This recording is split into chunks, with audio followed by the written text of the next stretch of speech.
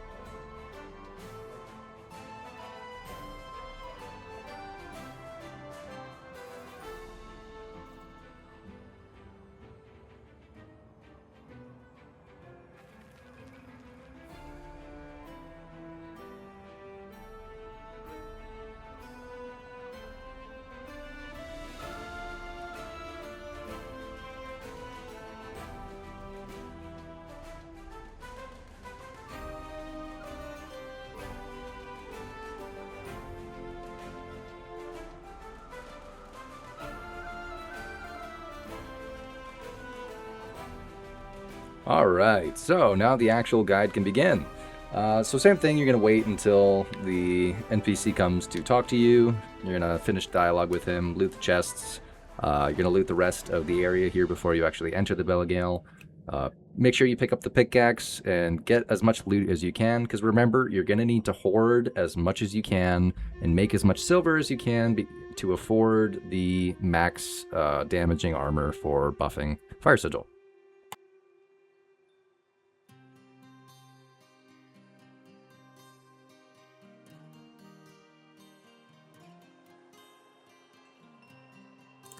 So, finally entering the Bellowgale, you're going to want to mine all the mana stones and whatnot. You can sell mana stones pretty early on. You will require them later for Fire Sigil, but don't worry about it at the moment, because when we get closer to the Leyline, there'll be a few more mana stone ore veins. So, yet again, just get as much money as you can. Over here, you're going to talk to Oliel to get the map of Bellowgale, and something that I actually learned recently is once you read the map, you actually don't need to keep it in your inventory. It is permanently a part of your map now, so you can actually sell it for more silver. Right now, you'll watch as I do what every Outward veteran knows, the over-encumbered spacebar spams to the merchant.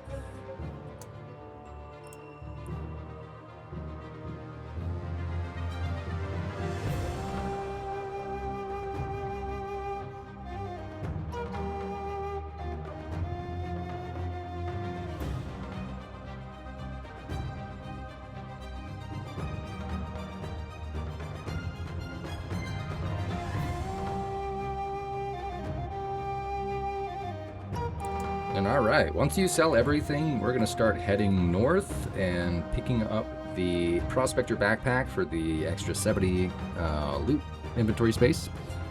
There is actual multiple different ways to get to the Leyline. This is just, in my opinion, this is the best starting route you can do in any single run, just because you get the backpack and you'll also get a free Wrought Dagger by killing one of the exiled NPCs you'll see here in a bit.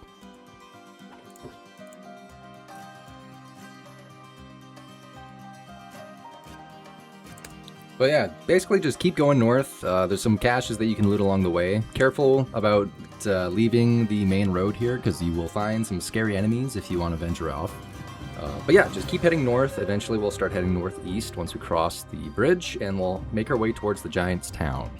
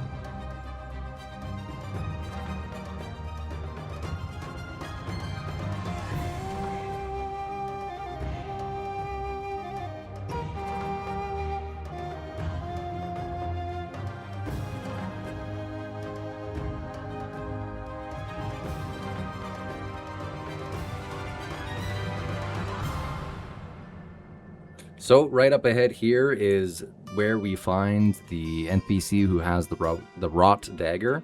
You're definitely going to want to buff up for this because she deals a lot of damage. You want to basically engage in dialogue with her eventually. She'll either attack you or you can choose to attack her. And yeah. As you'll note in combat, in 2 hits, she took me to less than half my health. So yeah, definitely want to be careful with that NPC. Once she's dead, though, you can loot her shack and take her tent to sell. Make sure you pick up the Wrought Dagger. That's not going to be on her person. It'll be a dropped loot from somewhere on the ground. Around this corner is a security chest for some more loot. And if you've noted that your equipment load is you're a little over encumbered, you can stop inside the town to sell some stuff. Since I didn't have a full equipment load. Actually, I guess I did, but I just chose to tread onward because there is a merchant that will sell all of our gear to in the Leyline, so don't fear about that. Once you get to this crossroad, there's 2 different ways to get to the Leyline. You can cross this bridge, or you can cross the other bridge into the desert. This way is just the faster way. You cut out a lot of loot on your way there, but you also cut out a lot of lag and enemies. So you're going to want to hug left here. Another cache for loot. I had nothing good in that one, so I didn't even decide to make myself slower for it. In here, around the corner, you'll also note that there is a hermit and 2 of the fire... What are they called? The fire mechanism guys that actually drop their fire sigils when you kill them. But you want to hug the corner here.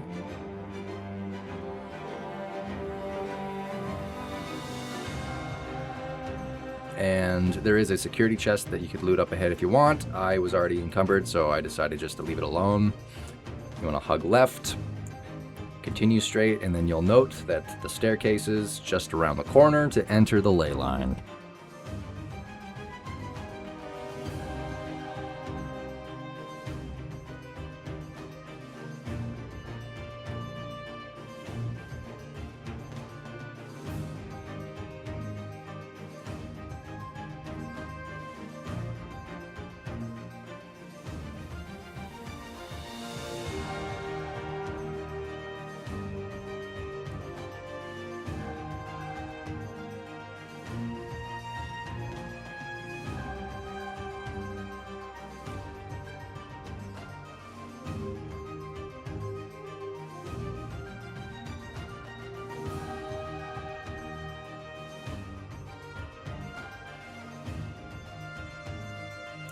And there we go. We finally have entered the Leyline.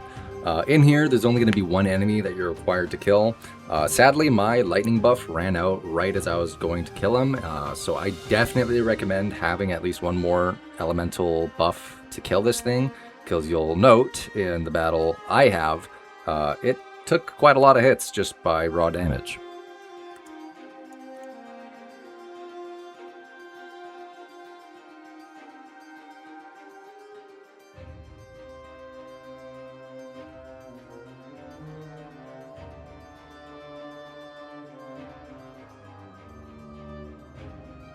And spam to win wins indeed. So there you go. With that alpha, whatever it's called, dead, that door to the Leyline opens. Over here we have an ornate chest to loot.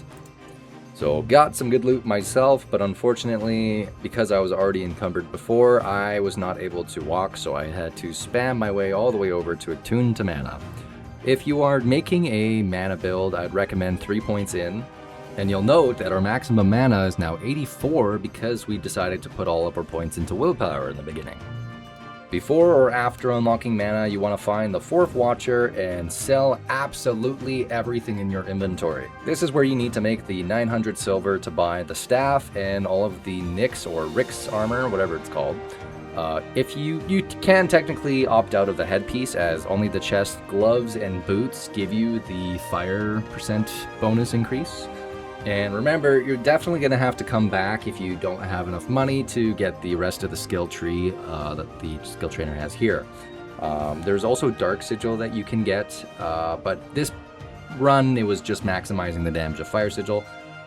And remember to get a Ritual Kit, because that is the new crafting recipe, is oil, mana stone, and the Ritual Kit to make your Fire Stones. And earlier you might have noted that you actually get the recipe for selling the, or for making the fire stones, but you don't find the recipe for making dark stones. And during the initial release of the alpha, I had no idea how to make the dark stones. I just recently learned it's a mana stone and corrupted liquid mana to make dark stones. With that said, I hope y'all enjoyed the video.